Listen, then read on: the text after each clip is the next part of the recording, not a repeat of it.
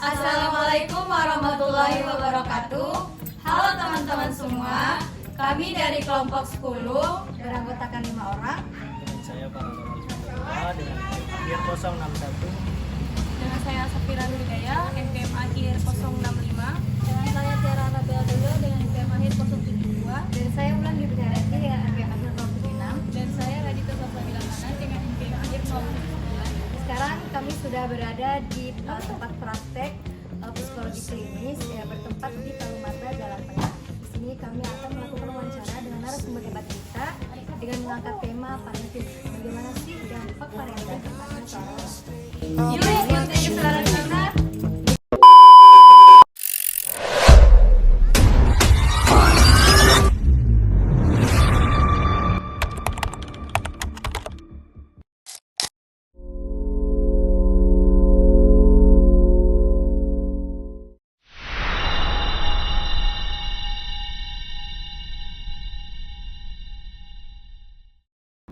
Sebelumnya, Assalamualaikum warahmatullahi wabarakatuh. Waalaikumsalam.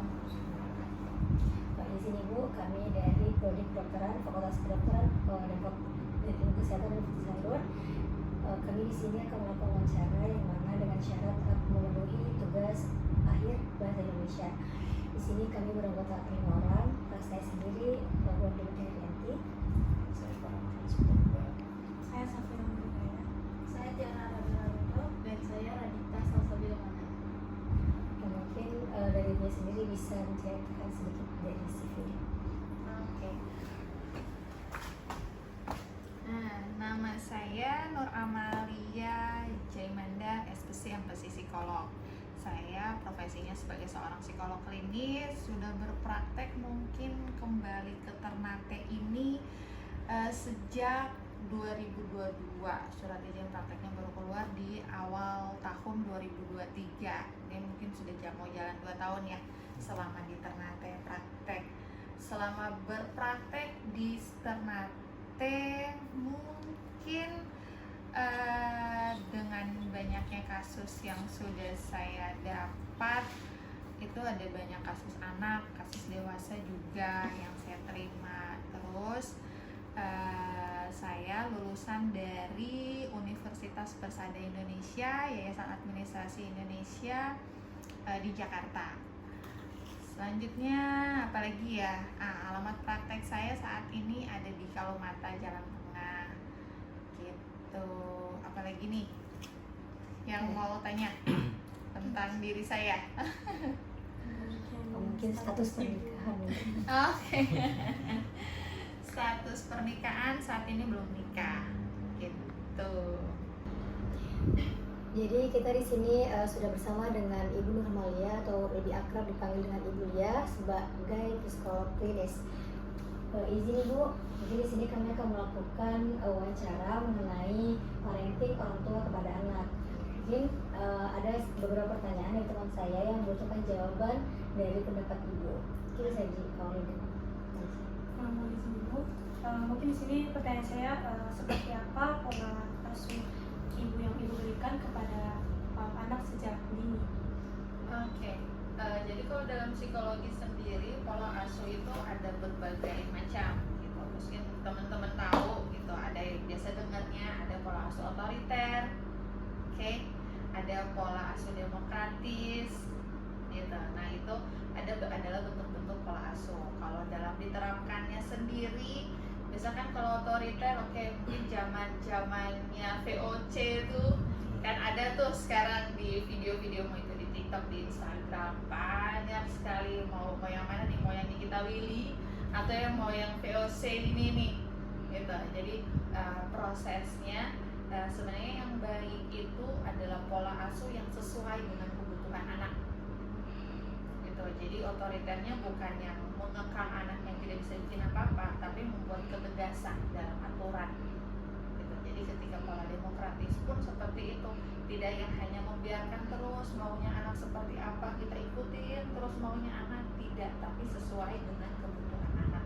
Itu sebenarnya pola asuh yang baik yang anak butuhkan gitu.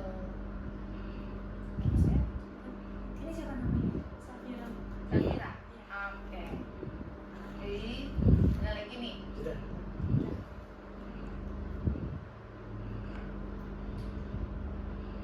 Sebelumnya terima kasih atas ketersediaan Ibu untuk diwawancara pada malam hari ini.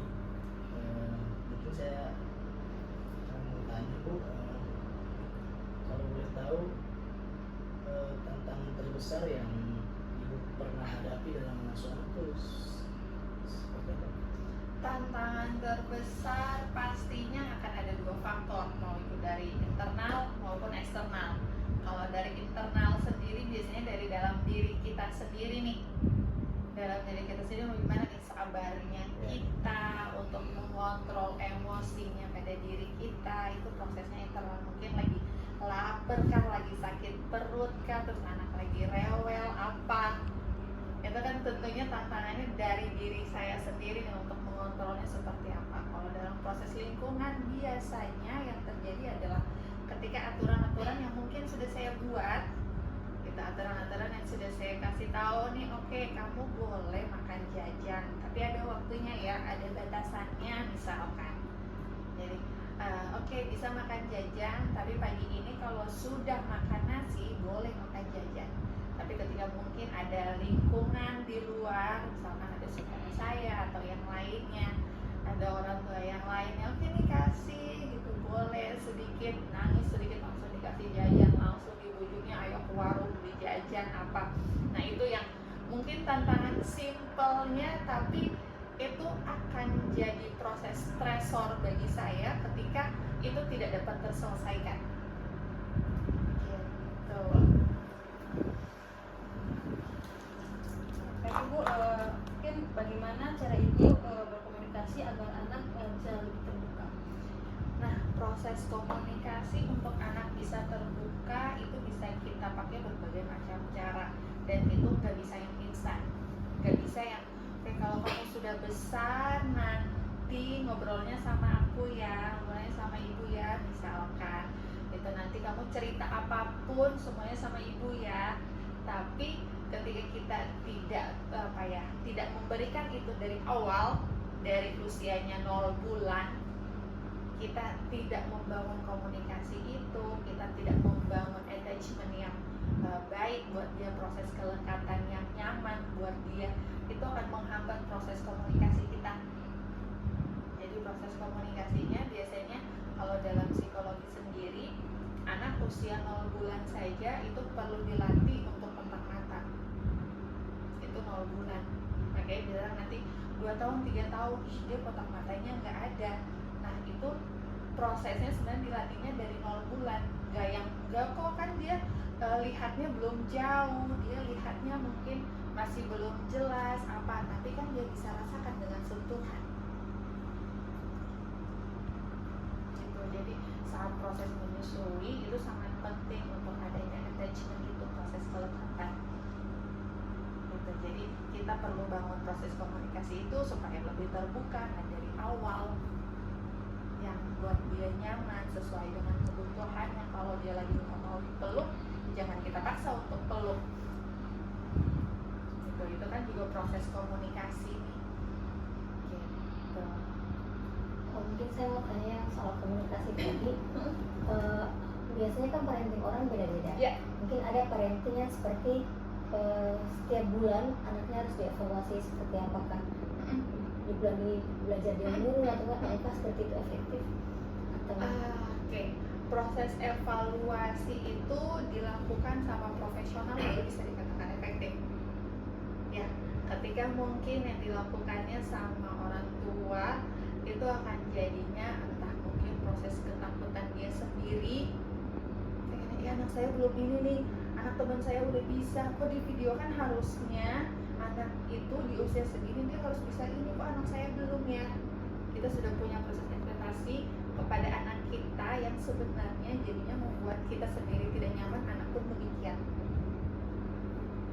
gitu. Jadi proses evaluasi itu yang disampaikan itu perlu dilakukan sama profesional, alangkah lebih baiknya begitu supaya bisa lihat nih, oh ya memang ada tahapan perkembangannya yang sudah sesuai, adanya yang belum. Ketika yang belum ini tidak jadi hambatan buat dia, tapi jadi motivasi dia untuk mau melakukan, untuk mau terus menstimulasi itu gitu. Karena kalau orang tua yang menilai kan jadinya hanya sebagai sudut pandang orang tua kan ya, bukan profesional. Sama halnya ketika kita mau lihat ini dia pintar, dia ini, tapi ketika yang dilihat, oh oke, pintarnya dia dalam konteks apa nih?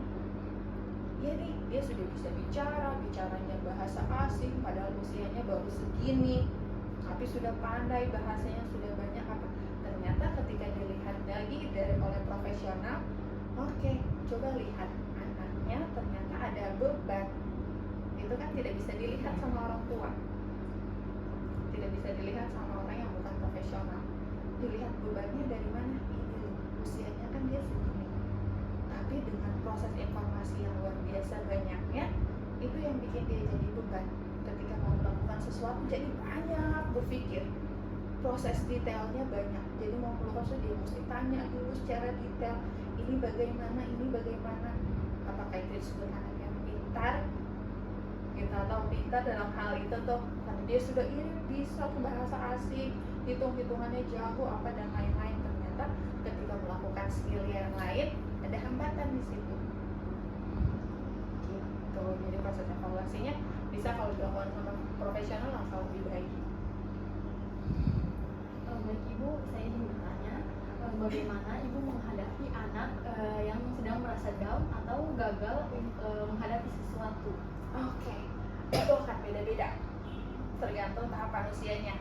Ketika dia anak-anak, cara untuk kita men-treatnya sebagai seorang profesional itu berbeda. Saat dia usia remaja itu juga berbeda. Saat dia usia dewasa dan mengalami proses kekecewaan, misalkan rasa down, kecewa, kehilangan dan lain-lain, itu prosesnya berbeda. Kalau kita bilang kehilangan bisa terjadi pada anak-anak, bisa terjadi pada orang remaja dan dewasa.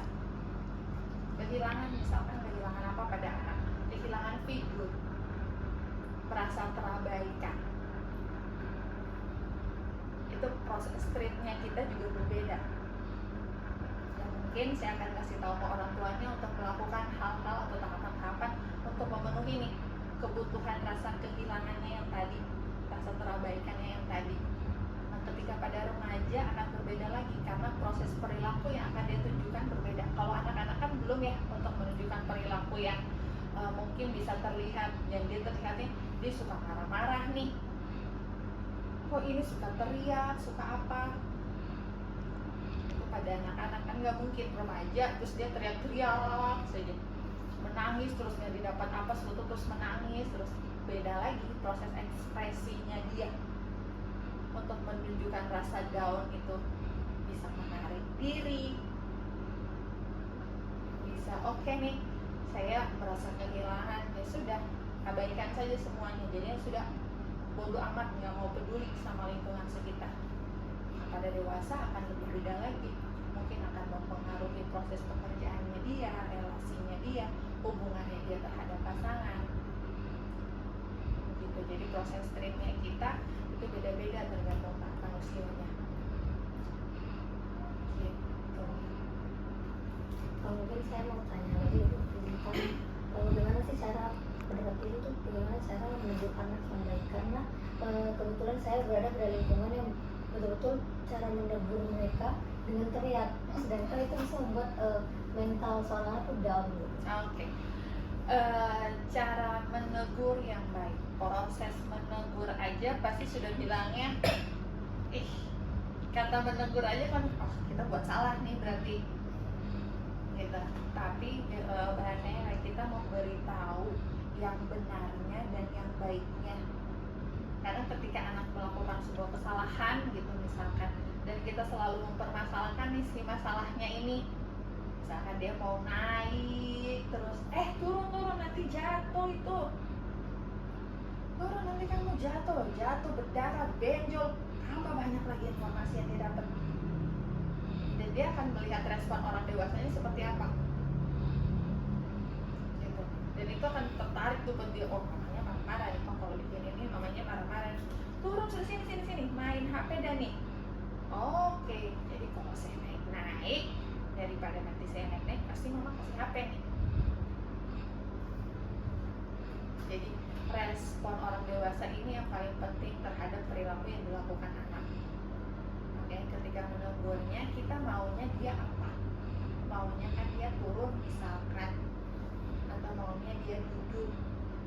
Kak, lihat nih, mama duduk di kursi, enak, empuk sekali.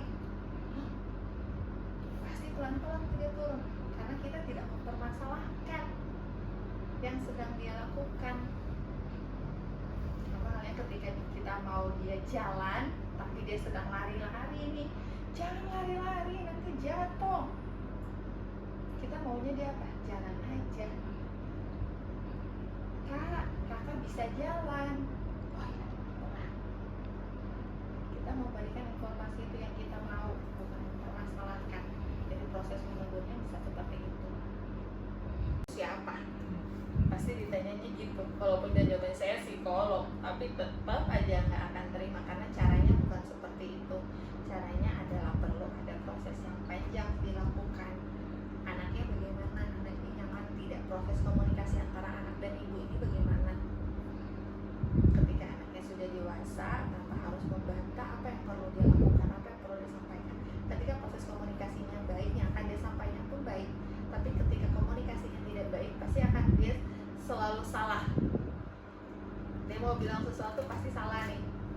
Pasti sudah nggak terima nih, udah daripada bilang terus nanti disalahin, nanti dimarahin, udah diam aja. Itu pun sudah ada gap yang besar tuh, jadi tahapan yang perlu disampaikan itu juga perlu pelan-pelan, panjang. Gak bisa yang saya tahu nggak ada informasi ini, saya psikolog, saya langsung datang aja deh kasih tahu, yang ada saya ditabok.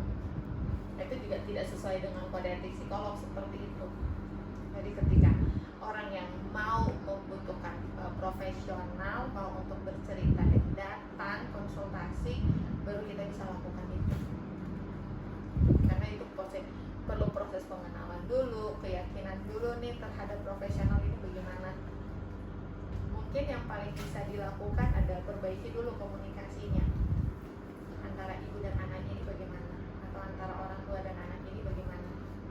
Ketika komunikasinya sudah baik, ibu sudah tahu nih, ternyata kemampuan dia segini, dia akan sulitnya seperti ini loh kalau masuk di sini. Itu dulu yang perlu diperhatikan, karena terkadang ekspektasi orang tua kan besar ya. Artinya dengan dia ibu mengatakan, saya lebih tahu nanti masa depan kamu tuh seperti apa, bagaimana. Karena dia punya gambaran dengan informasi yang seperti itu. Ketika kamu masuk di jurusan ini, kamu akan menjadi ini loh, ini akan menunjang masa depan kamu. Itu kan secara garis lurus dan sangat mulus, tapi ternyata prosesnya kan panjang gitu, yang ternyata ketika dikomunikasikan dengan baik itu akan jadi suatu hal yang menyenangkan gitu. Oke.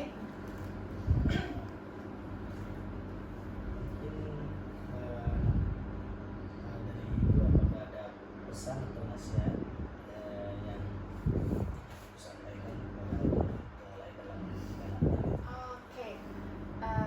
Kalau untuk masalah parenting, pola asuh yang dilakukan pada orang tua si A, si B itu pasti berbeda-beda tuh, dan kita nggak bisa harus samain gitu, harus rulesnya seperti ini karena teorinya begini, kamu akan lakukannya begini, karena proses lingkungan itu mempengaruhi semuanya. Ibaratnya ketika proses genetik itu ada 20%, 80%-nya adalah lingkungan, pengaruh lingkungan ya. Proses genetik kan sudah banyak nih, ada yang udah ambil rambutnya, mukanya, matanya, kulitnya, itu kan sudah terbagi-bagi itu.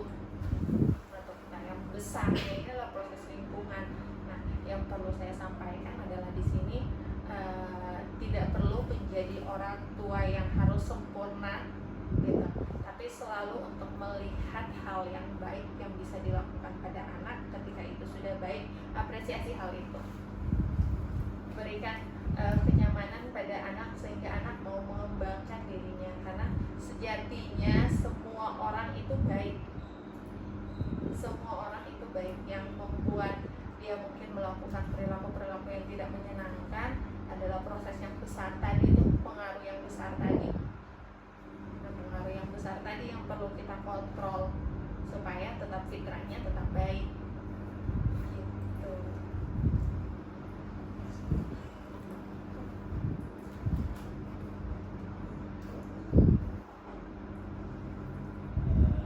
Terima kasih ya. Mungkin segitu saja wawancara dari kami. Terima kasih sudah bersedia untuk diwawancara. Sampai larut-larut ini. Oke. Mungkin itu saja. Kita tutup dulu. Assalamualaikum warahmatullahi wabarakatuh. Waalaikumsalam.